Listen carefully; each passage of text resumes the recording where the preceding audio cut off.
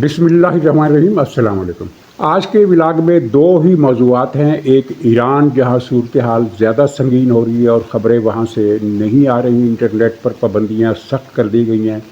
लेकिन वहाँ मुज़ाहरे इस वक्त 80 से भी ज़्यादा शहरों में फैल गए हैं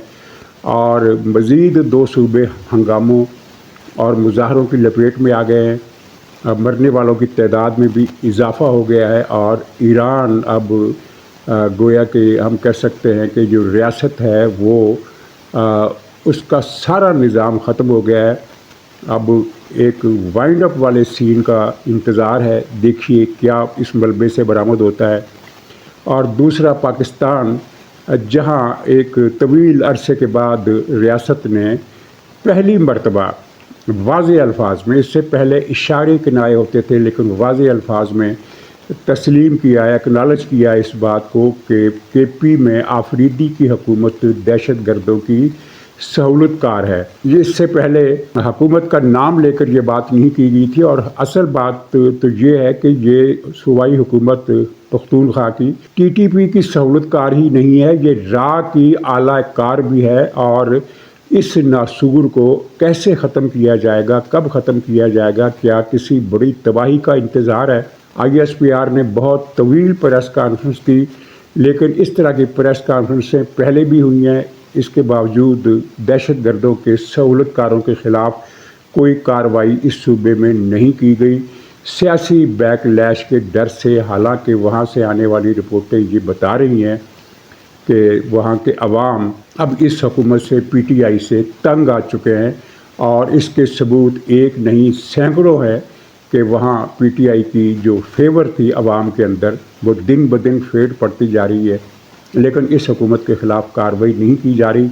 इससे पहले कि ये अफरीदी कोई बड़ा वार कर जाए पाकिस्तान के ख़िलाफ़, क्योंकि पाकिस्तान से नफ़रत अफरीदी के घराने को पाकिस्तान बनने से पहले से विरसे में मिली हुई है। ये बड़े पुराने पापी हैं और अखंड भारतीय नस्ल के ये लोग अब बाकायदा इस सूबे पर काबिज़ हो गए हैं। तो निजात का रास्ता नज़र आना चाहिए, जो अभी तक नज़र नहीं आ रहा। और तीसरा मौजू छोटा सा इसमें कि PTI ने सूरा यासीन के नाम पर एक सूरा यासीन को इस्तेमाल करते हुए एक और ढोंग रचाया है, और इस ढोंग को नजस और नापाक ढोंग के अलावा कोई दूसरा नाम नहीं दिया जा सकता। अलीमा खान ने 10,000 बंदा बुलाया था, अडियाला के बाहर 100 भी इकट्ठा नहीं हो सका। तो ये अगर इनके मुंह पर तमांचा है तो इसके साथ ही हुकूमत पर भी एक सवालिया निशान है कि एक ऐसी दहशत गर्दों की तंजीम, तखरीब कारों की पार्टी, भारतीय एजेंटों और भारतीय टट्टुओं की पार्टी, जिसकी अवामी हमायत न पंजाब में है, न सिंध में है, न बलूचिस्तान में है, और पख्तूनख्वा में भी उसकी हमायत सुकड़ती जा रही है, इसे मज़ीद तखरीब कारियों के लिए क्यों खुली छूट दे दी गई है? तो नाज़रीन, आगाज़ करते हैं ईरान से, जहां 11वां दिन है आज मुज़ाहरों का, और मुज़ाहरों का सिलसिला मसलसल फैल रहा है। इसमें कमी के आसार होने के बजाय इजाफा नज़र आ रहा है। 40-50 शहरों से बढ़कर बात 80 और 85 शहरों तक पहुंच गई है, बल्कि 85 शहरों की लिस्ट है मेरे पास, और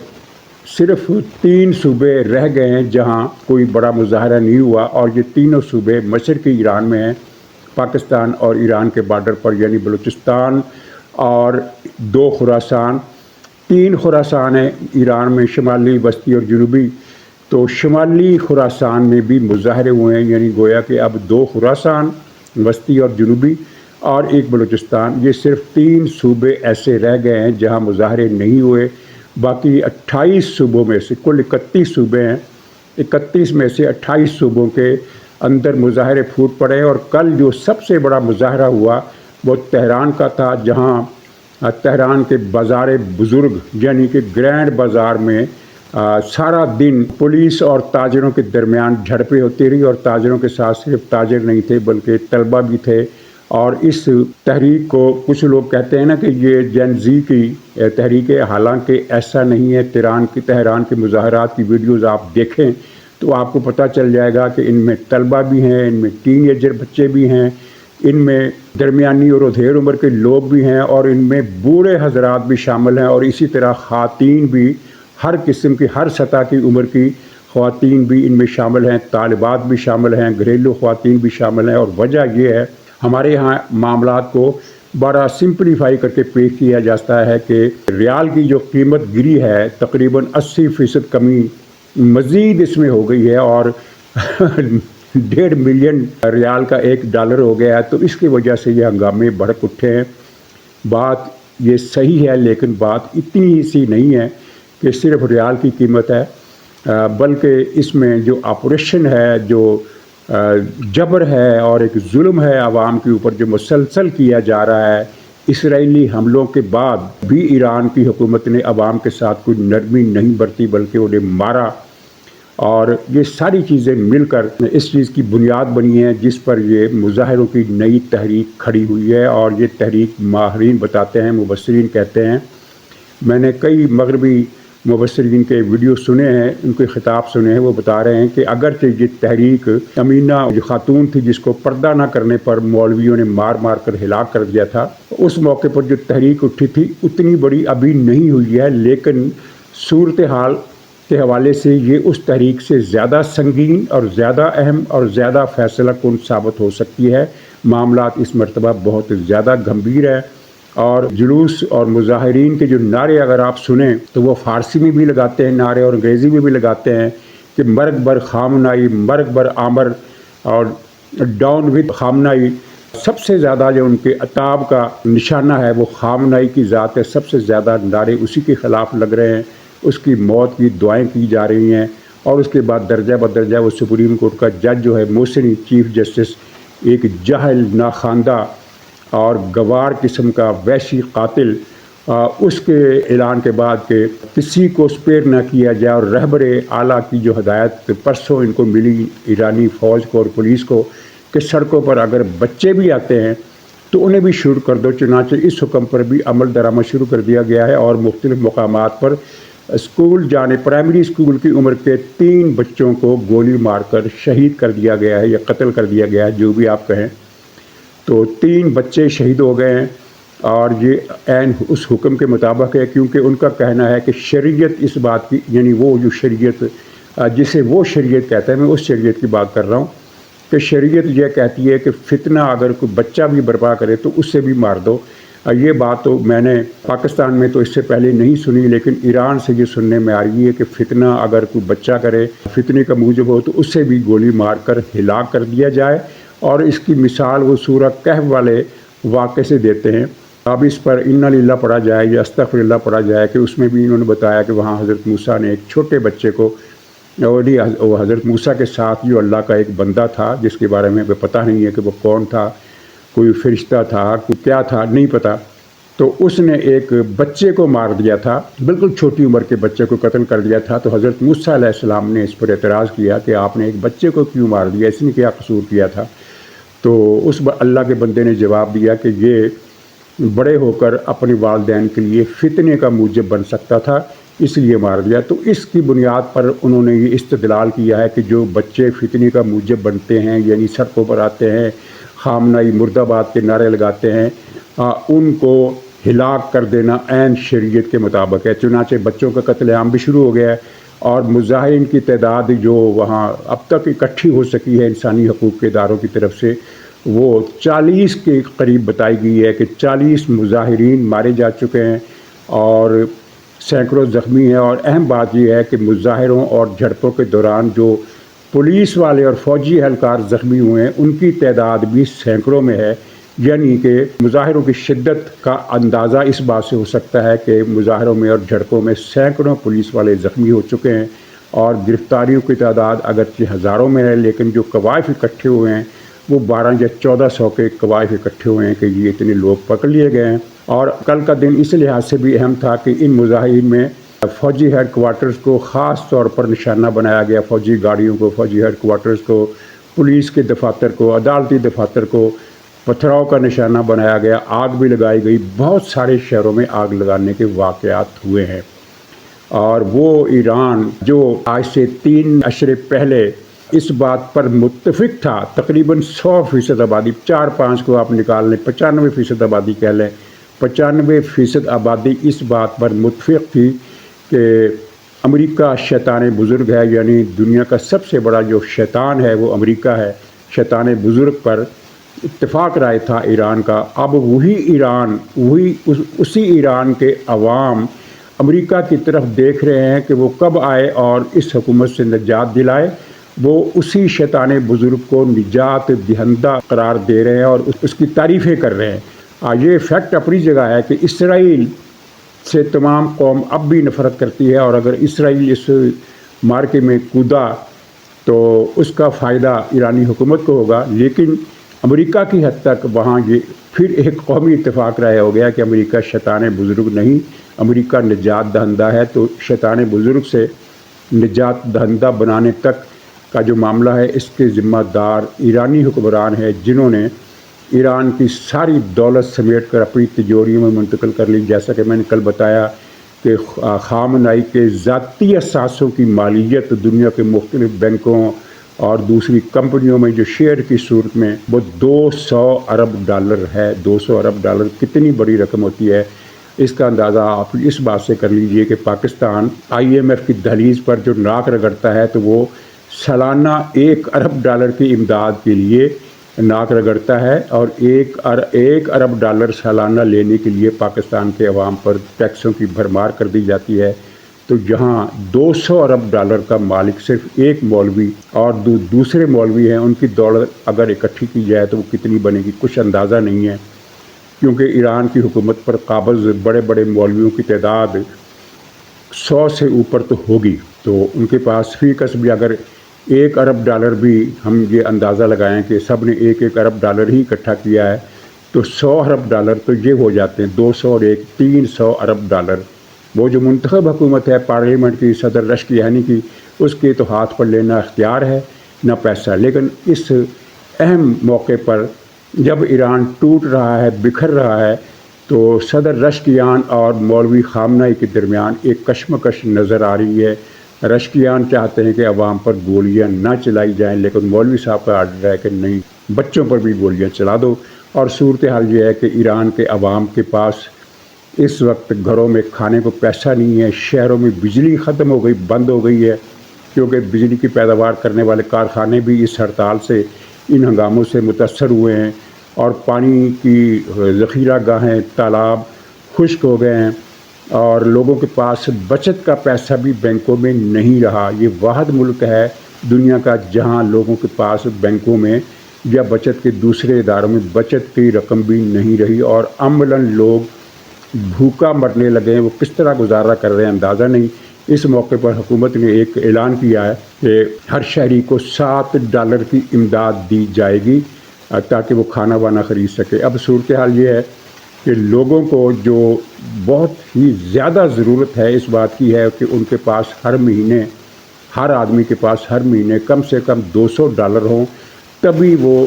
کھانے پینے کے اخراجات پورے کر سکے گا، سردی سے بچنے کا انتظام کر سکے گا، بچوں کی تعلیم کا انتظام کر سکے گا۔ اس سے کم پر نہیں، کم سے کم ان کو $200 مزید کی ضرورت ہے، یعنی جتنی آمدنی وہ کما رہے ہیں اس سے زیادہ اس میں پلس کر کے $200 کی ضرورت ہے، اضافی $200 کی ضرورت ہے۔ تو $7 تو ان کے لیے کچھ بھی نہیں ہے، کیونکہ $7 میں کچھ نہیں آتا۔ کیا آ سکتا ہے $7 میں؟ ایسے ہی ہے جیسے پاکستان میں کسی کو $20,000 کی ضرورت ہو کم سے کم گھر کے اخراجات چلانے کے لیے، اور مجھے نہیں پتا کہ پاکستان میں ایسا کون سا گھر ہے جو $20,000 میں چل سکتا ہو، لیکن پھر بھی ہم اگر $20,000 کی رقم کم سے کم ایک سٹینڈرڈ مقرر کر لیں اور اسے $20,000 کے بجائے صرف $70 ملیں کہ بھئی $20,000 تو نہیں ہے، تم یہ $70 لو اور اس سے گھر چلاؤ، تو وہ کیا گھر چلائے گا $70 سے؟ تو یہ بات سوچنے کی ہے۔ لیکن ایران کے حکام جو ملک کی ساری دولت لوٹ کر اپنے تجوریوں میں منتقل کر چکے ہیں، اور اب اگر کوئی ایکشن ہوتا ہے امریکہ کی طرف سے تو پتہ نہیں یہ بھاگ کر کہاں جائیں گے، روس جائیں گے یا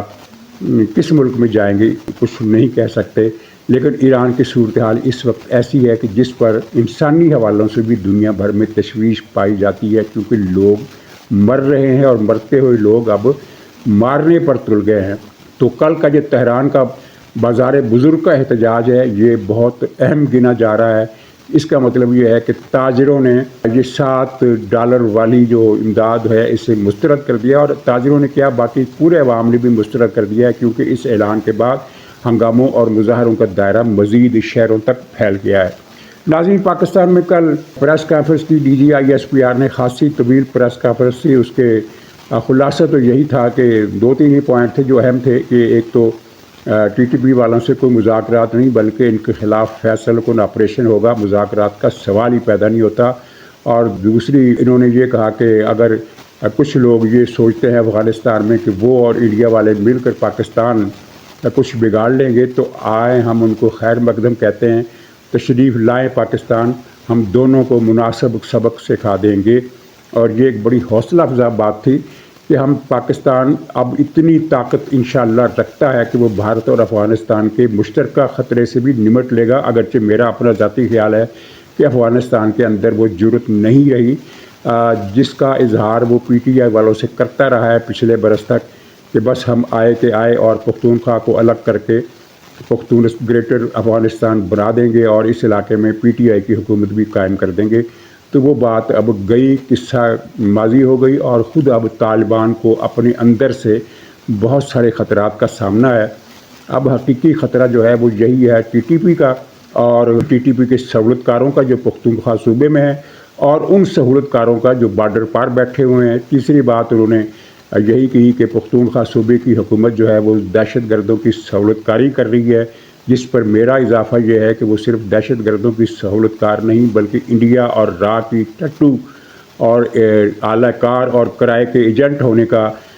مظاہرہ کر رہی ہے۔ ان کے خلاف کارروائی ہونی چاہیے۔ تو یہ سوال اب زیر بحث ہے ہر جگہ کہ DGISPR نے حقیقت تو بیان کر دی، لیکن اب ایک آدمی ڈکلیئر ہو گیا ہے کہ یہ غدار ہے، یہ پاکستان کا دشمن ہے، یہ پاکستان کو توڑنا چاہتا ہے، تو اس کے خلاف کارروائی کیوں نہیں ہو رہی؟ یہ سوال اب کیا جا رہا ہے۔ اور کچھ لوگوں کا کہنا ہے جن کی رائے سے میں پوری طرح اتفاق کرنے کی پوزیشن میں نہیں ہوں، کیونکہ پہلے بھی ایسا ہوتا رہا ہے، لیکن کچھ لوگوں کی رائے ہے کہ اس پریس کانفرنس کے بعد سہیل آفریدی کی خیریت اب نظر نہیں آتی اور اسے زیادہ مہلت نہیں دی جائے گی۔ یہ میری رائے نہیں ہے، یہ کچھ لوگوں کی رائے ہے۔ اچھا، انہوں نے اسد قیصر کی تقریر بھی سنائی جس میں وہ کہہ رہا ہے کہ پاکستانی فوج کو اپنے علاقے میں آپریشن کرنے کی اجازت نہیں دیں گے۔ اور اسد قیصر کے بارے میں کیا کہوں کہ یہ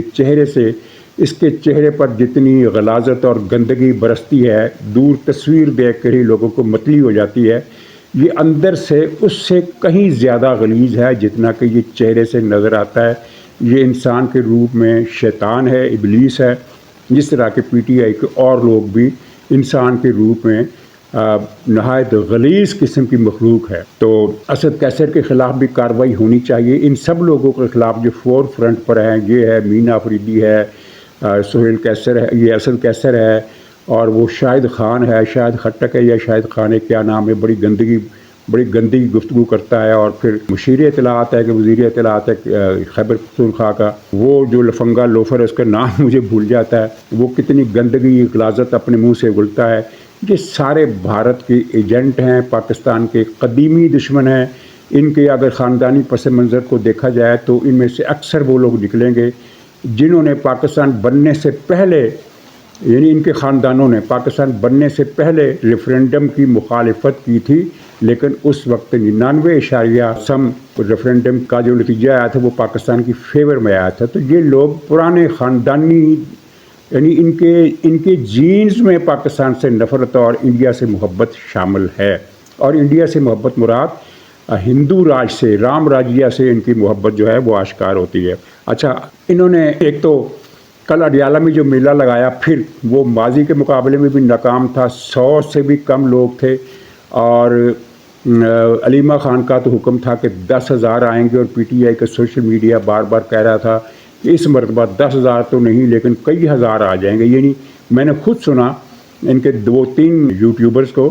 وہ یہ کہہ رہے تھے کہ 10,000 تو نہیں آئیں گے لیکن 3-4 ہزار تو ضرور آ جائیں گے، یہ ان کا کہنا تھا۔ تو کہاں ہے بھائی وہ 3-4 ہزار؟ 300-400 بھی نہیں آئے، 100 بھی نہیں آئے، 100 بھی نہیں آئے۔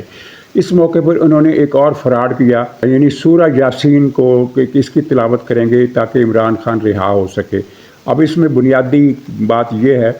کہ یہ تو اس سے پہلے ہم نے کبھی پڑھا ہی نہیں ہے کہ سورہ یاسین کسی کی رہائی کے لیے بھی کام آتی ہے، یا اس کا سورہ یاسین کا کوئی فائدہ احادیث میں یہ بھی لکھا گیا ہے کہ کوئی آدمی جیل میں ہو تو وہ رہا ہو جائے گا۔ میں ایک ہی بات آپ سے عرض کروں گا کہ امام اعظم امام ابو حنیفہ سے لے کر آج تک دنیا بھر میں ہزاروں بڑے بڑے علماء، بڑی بڑی ہستیاں، بڑے بڑے ولی اللہ ایسے گزرے ہیں جن کو جیلوں میں ڈالا گیا، ان میں سے کسی کو یاد نہیں آیا کہ سورہ یاسین پڑھے اور جیل سے چھوٹ جائے۔ یہ کہاں سے انہوں نے نکتہ نکالا ہے کہ سورہ یاسین پڑھیں گے تو عمران خان چھوٹ جائے گا؟ ایسی کوئی بات ہے ہی نہیں۔ اور انہوں نے یہ ایک پاکھنڈ رچایا ہے عوام کے مذہبی جذبات کو چھیڑنے کے لیے کہ دیکھو جی یہ تو کتنے نیک لوگ ہیں، سورہ یاسین کی تلاوت کر رہے ہیں۔ تلاوت انہوں نے خیر کیا کرنی تھی، ہاں سورہ یاسین کے کتاب سے وہ پکڑ کر بیٹھے ہوئے تھے اور بس منہ ہلا رہے تھے، پڑھنا تو ان کو آتا ہی نہیں، اور ویسے بھی اس کا کوئی تعلق نہیں ہے۔ پی ٹی آئی والوں کو بھی پتہ ہے کہ سورہ یاسین کا عمران خان کی رہائی سے کوئی تعلق بن ہی نہیں سکتا، اور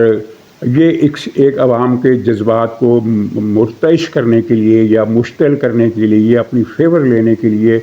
مذہب کارڈ کا ایک اور بے رحمانہ اور بے شرمانہ استعمال ہے۔